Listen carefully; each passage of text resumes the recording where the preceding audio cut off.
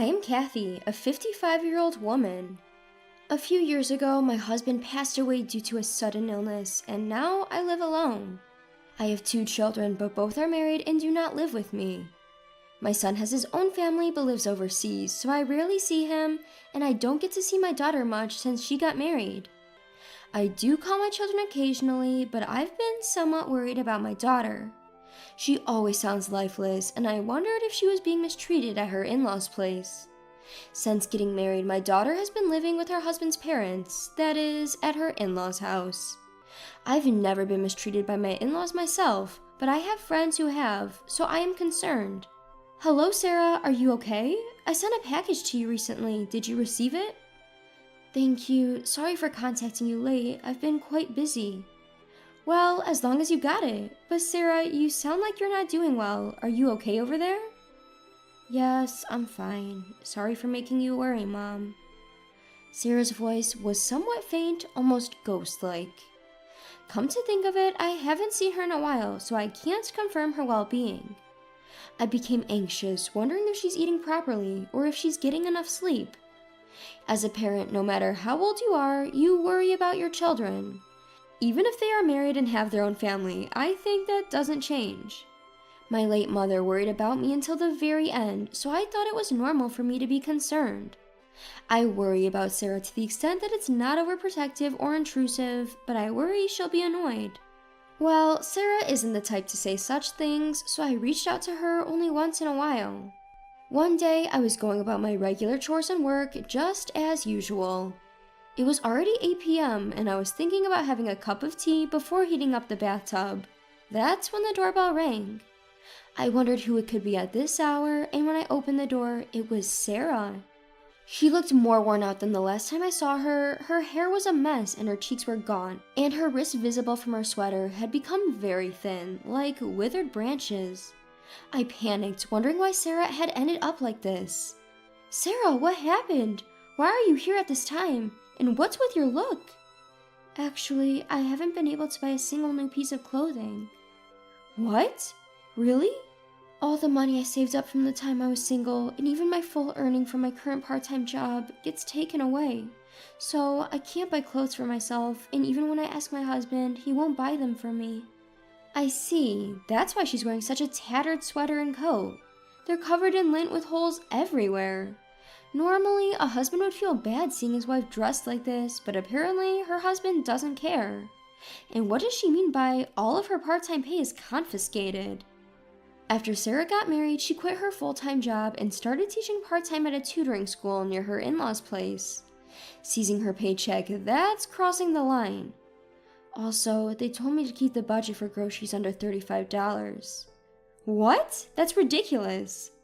If I were to go over $35, they threatened to hurt me. I overspent by $5 today and got yelled at by my husband and mother-in-law. That's terrible. Mom, I have a favor to ask. I want to stay somewhere else tonight. Can you lend me $50 for a motel? I'm sure my husband will calm down by tomorrow, and I just want to stay somewhere else tonight. Honey, you don't need to stay at a motel. What a waste of money. And your face is burning red. You probably got a fever. Yeah, I caught a cold. Why don't you stay here for a while? I can take care of you. Really? Thank you. Sarah's face brightened up. I prepared some warm milk for Sarah and let her use my spare room. I had some pajamas that fit her, so I handed them to her and told her to change. She seemed really worn out from cold and fell asleep almost immediately after taking some medicine. Well, it's a relief that it's nothing too serious, but why did it have to come down to this? Kathy said she would get in trouble if she didn't keep their monthly grocery expense under $35, but that's impossible. They're not farmers. They can't grow and get their own vegetables and fruits to keep their budget that low. It made me wonder if they had some sense of basic living expenses. With inflation, prices of goods have been rising, and there's no way $35 is enough for Sarah, her husband, and her in-laws. I trembled with rage thinking about their unreasonable demands and the fact that they're confiscating all of Sarah's part-time pay. The next morning, Sarah got up looking sluggish, but her fever seemed to have gone down a bit. I made her see a doctor just in case, but it turned out to be a common cold.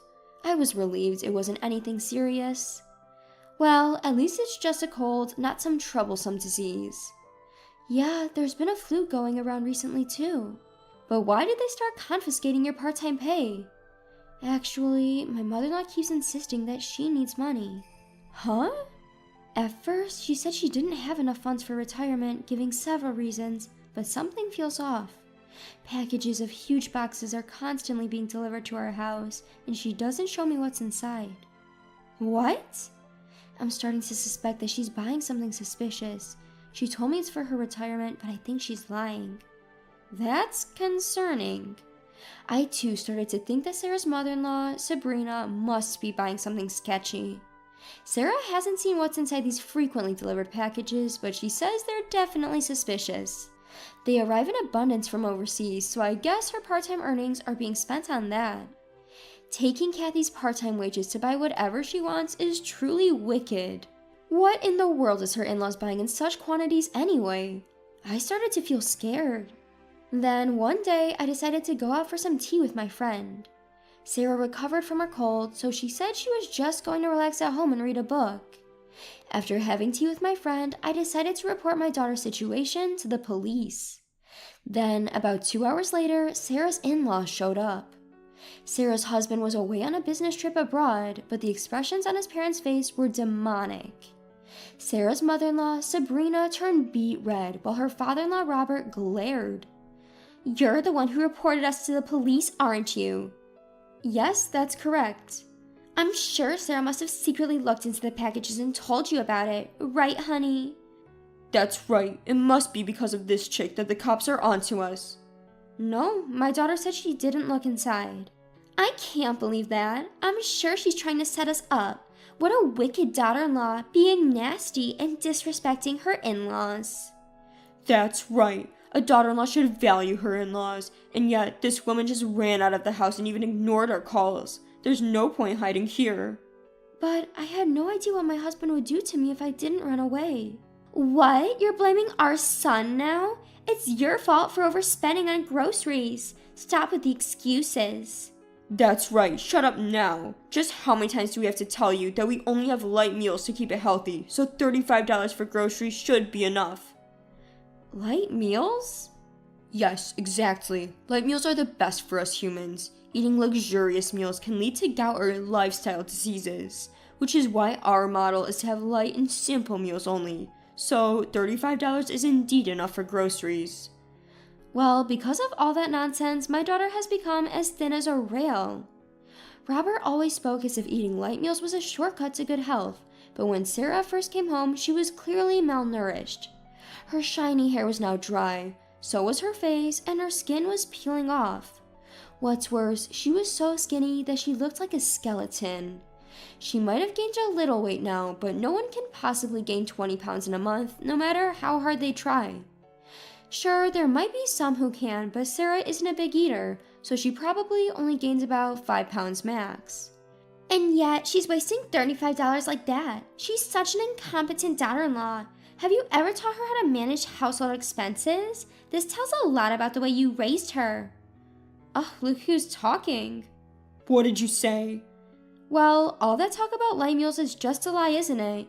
You two have been secretly feasting on good food, haven't you? Well... A friend of mine mentioned that she saw you guys shopping for expensive ingredients at the upscale supermarket Whole Foods. That's... And apparently you were also buying quality liqueur. Were you hiding it to drink somewhere else? Well, that's... They were clearly taken aback, looking rather flustered. Sweat was trickling down their faces, and they were huffing and puffing as they wiped it off. So, what's your point? Reporting us to the police just because we secretly enjoy good food without our daughter-in-law? Have you lost your mind, Kathy? Haha. Exactly. It's not a big deal, right? We also want to spoil ourselves once in a while. We've been eating simple and light meals for so long. Oh, is that so? But I suppose all this luxury is thanks to the money you've made through your sketchy business. What? Huh? Don't you guys sell Japanese pharmaceutical products on eBay? About that... It seems that it's against the site's policy for individuals to sell pharmaceutical products. I don't really use online flea markets much, so I wasn't aware, but isn't that against the pharmaceutical affairs law? Well, So I decided to report it. It seems you were selling stuff like dream diet pills. But how do you know? Oh, that friend of mine was almost sold to get your products. She's a bit chubby, and when she was walking down the street, she ran into you and got asked to try the dream diet pills and to buy them from your online store. Oh, that time. My friend is indeed a bit chubby, but she was offended that someone even more overweight would say something like that to her, haha. Well, Sabrina, you are indeed quite huge, so... What? What do you mean? Where am I huge? My body's glamorous. Glamorous. Also, Robert, you've got a bit of a belly too. You must be eating and drinking some pretty good stuff. Using our daughter's part-time earnings to buy luxurious produce at the supermarket and profiting off your diet pills to eat even better. This is not fat, it's all muscles. Huh? I got that hard tight six-pack, right, dear? Yes, that's right. Robert is definitely not overweight, and I still turn heads because I have a nice body too, haha. Sabrina snorted and bragged how she was still considered a good-looking lady. She was very confident in herself, wearing a tight miniskirt. Even in the middle of winter, she didn't wear stockings. I wondered if her bare legs got cold. At that moment, the daughter spoke. Well, you use that glamorous body of yours to get guys, right? Haha. Huh? The other day, I went to the doctor because I had a cold. There was an OBGYN next door, and I saw you going in with a young man, haha. Hey, that? There's a reason for that. Do you mean in your 50s you've had a child with a young man, or did you catch a disease? Oh my. That's not it, shut up. You even got that far with some random guy. Are you pregnant or sick? Which is it? I'm sick. What the hell? No wonder I've been feeling off. It's your fault. I'm sorry, I was just with him for fun. It's not my fault, the guy just wouldn't leave me. You seem to be having a great time. You guys even looked like a sweet couple, holding hands and going into the hospital. And it was you who was all excited, talking about, let's go dine at a restaurant after this, and we'll go on a Ferris wheel too, haha. Shush, don't talk any more than this. I cannot forgive you for using all of my earnings and the fact that you guys were eating great outside home. Also reselling the contents of that strange package, breaking the law, terrible. Well, needless to say, having an affair is awful too, haha. Ah! Sabrina, everything's ruined because of you. Father-in-law, you were selling stuff out too. I know you guys were being sneaky, staying up at night. No, I was only running a business. I wasn't having an affair. I'm clearly innocent. No, what are you talking about? You've been a criminal since the moment you violated the law. You're far from innocent. My daughter has grown tougher now and took a firm stand against them. Sabrina was sobbing uncontrollably and Robert kept yelling. It was a disaster. Even though we were in our house, they were so loud that our neighbors came out and it turned into a gawking spectacle. They yelled at me, saying they were being embarrassed, but it wasn't my fault. For now, my daughter's planning on divorcing your son. Given that she was abused, she'll probably sue him for emotional distress and seek compensation.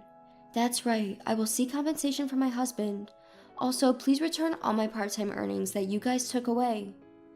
But... That's... I said give it back. Don't you dare underestimate me. Did you think I was some slave who would just obey everything? I'm not afraid of you anymore. I don't care what happens. Just give it back. Yes, I'm sorry. I was wrong. I apologize. Our usually soft-spoken daughter raised her voice, causing them to hastily bow down an apology. It seemed as if we were bullying them, and I wished my daughter would stop yelling at them, but I guess it serves them right after all. In the end, they were penalized for their crimes, it seems.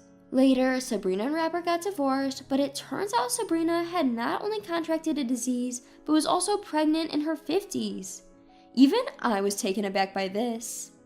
She of course had to pay alimony to Robert. Since then, Sabrina planned on starting over with her lover, but got abandoned by him. Even when I heard this, she meant nothing to me, so I didn't care at all. My daughter also got divorced and receives compensation from her ex-husband. My daughter didn't have children yet, so I thought it was good that she was able to divorce before having any. Rumors spread in our neighborhood that my daughter ran away after she was mistreated by her husband. It seems that the rumor also got to his workplace. From what I've heard, it became uncomfortable to stay at his workplace, so he resigned on his own. I don't know what happened to him after that, but he's probably staying with his father, Robert. I am now living together with my daughter, but we are not financially struggling. My daughter works as an online tutor, and I have been working from home for a while now, so we make a decent living. My daughter has been putting on some weight and getting healthier. Seeing this, I am truly relieved.